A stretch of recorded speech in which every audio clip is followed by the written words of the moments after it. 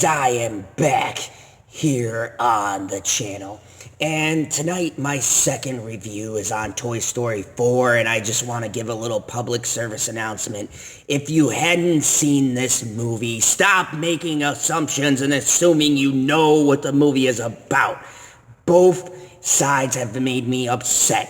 Some people have come to me and claimed that this is an SJW propaganda film. It's not. Watch the film. And the SJWs claim that this film is not a good children's film. There's poor representation, what they do to little Bo Peep. They make her dependent on a white male, yes, a doll, Woody. It's ridiculous. Both sides need to sit down and watch this film. I'm tired of hearing about it. Do not tell me about this movie unless you have sat through this movie and seen it. Because if you sat through its 100-minute runtime, then you would know that both sides are stupid and ridiculous in their assumptions, and shut up and watch the movie. Thank you, you moronic idiots. Now, to the review. Toy Story 4 is about the effects after Toy Story 3. And some of it is done in a flashback that shows how Bo Peep got separated from Woody, and then it skips to Andy giving his toys to his younger sister, Bonnie. And then Bonnie becomes the one that Woody and friends must keep happy. Now, Bonnie creates a new toy out of a spork. The toy's name is Forky, which is kind of hilarious. The spork has an existential crisis about what it is and flies out the window, and Woody must save Bonnie's new toy. Basically, along the way, wacky stuff happens, and, well, I'm not going to tell you too much in case you haven't seen the movie, but fun shenanigans. Now, here is the overall feelings about this movie. Okay, this movie is good and also unnecessary. And I'll get to the good points. The visuals are great. The voice acting by Tim Allen and Tom Hanks is stellar. The jokes hit, and they're funny. There is even a lot of emotional weight to this movie. It's up there in the emotional impact of Toy Story 3 in the fact of the subject matter. And that is actually a positive. I thought I got what the story was about in 3, where it was about letting go and moving on and growing up. This story takes it to a question of one's personal happiness, and you're not going to get what I mean until you watch the movie. But it's a line between doing what you are made to do and then doing what makes you happy is the premise of the movie. And are you abandoning someone for your own happiness, or do at times when you've done what you needed to do and you've, I guess in a soldier's term, completed your mission, are you entitled to have your own happiness? And this story centers a lot around this theme with the Bo Peep and Woody. And it never once seems out of Woody's character because he maintains the character he has been for 3 solid movies. But through this other character, Forky, he starts to realize that not only does this thing have an existential crisis, but so does he. After going on his adventures, he's starting to realize that he wants more than just being the leader of the toys. He wants to have his own happiness. And Bo Peep comes back very jaded at the fact of an event that happens at the beginning of the movie that sets up her character.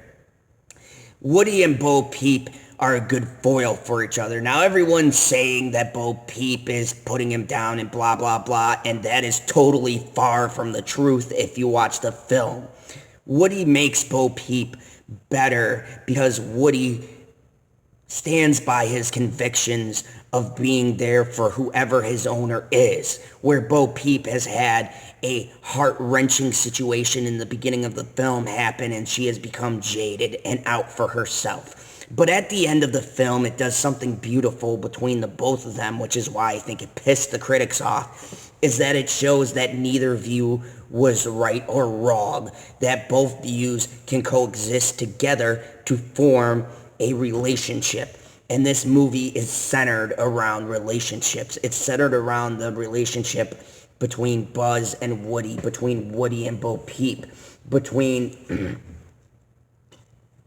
Buzz and the rest of the characters, and Buzz being thrown into a leadership role that maybe he necessarily doesn't want, and between Jessie wanting Woody's role but feeling like she is not the perfect person for the job and her insecurities.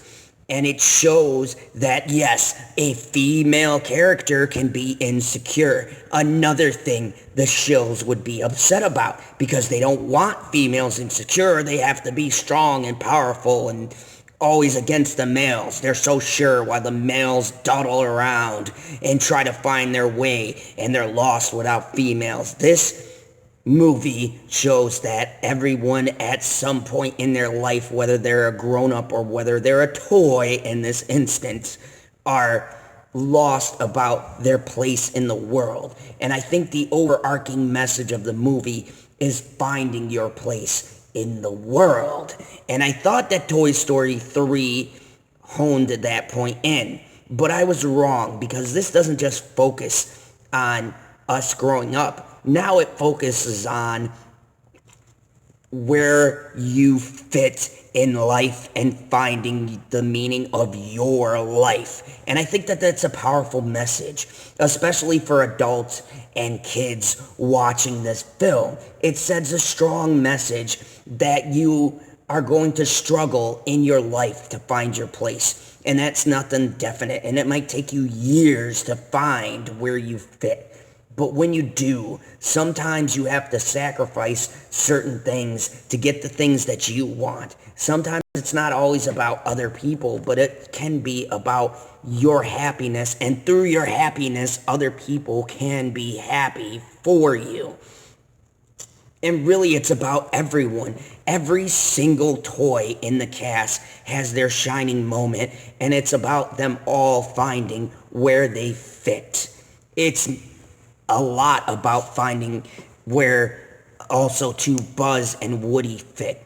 Their roles get greatly swapped, and each of them are shown in the other person's role. And they aren't perfect at first, but they find their way. And I think that is another message of the film, is finding your way. And at the end, letting go of the past.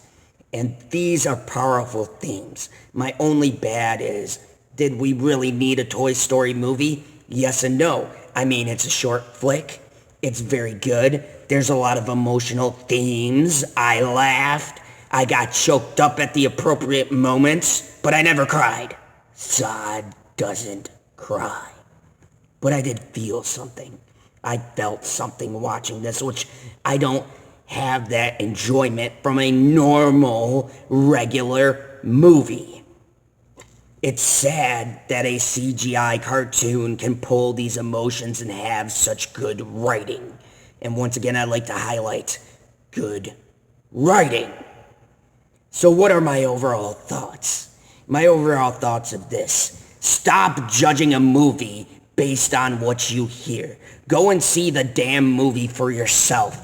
And don't listen to what other people are saying. Hell, don't listen to me if you don't believe me and think I'm drinking the Kool-Aid. Go out and watch the movie for yourself and make your own damn judgments. I'm only here to tell you how I see it from my perspective. And some people will call me wrong. Some may watch it and say I'm spot on. But either way, that's how I took it, and I don't give a damn. This review is just to give you an insight and a little more information, and then you choose for yourself whether or not you want to see the movie, and then you can leave me a comment whether or not I'm right. Anyways, Do I approve? Because you guys know my rating system. It's either Zod approves or Zod disapproves. Zod approves. Zod very much approves and thinks that you should go with your family for a movie that actually has something to say. Now, do I think it was necessary? Would I have been happy with just 3 movies? Yes. But did it take away anything? No. Did it add something? Yes. So was it unneeded? Subjective. That depends on your perspective. But either way, it's a short movie and you'll have a good time. You'll laugh. You'll feel emotions. And at the end, hopefully, you'll take away what I did. Until the next time. Thank you very much for coming to the Fandom Zone reviews. And if you like my content, hit that like button. If you're new, hit the subscribe button. And as always, remember, Earthlings, kneel before Zod. If you liked the video, hit that like button. And if you're new to the channel, hit that subscribe button. Welcome to the Fandom Zone.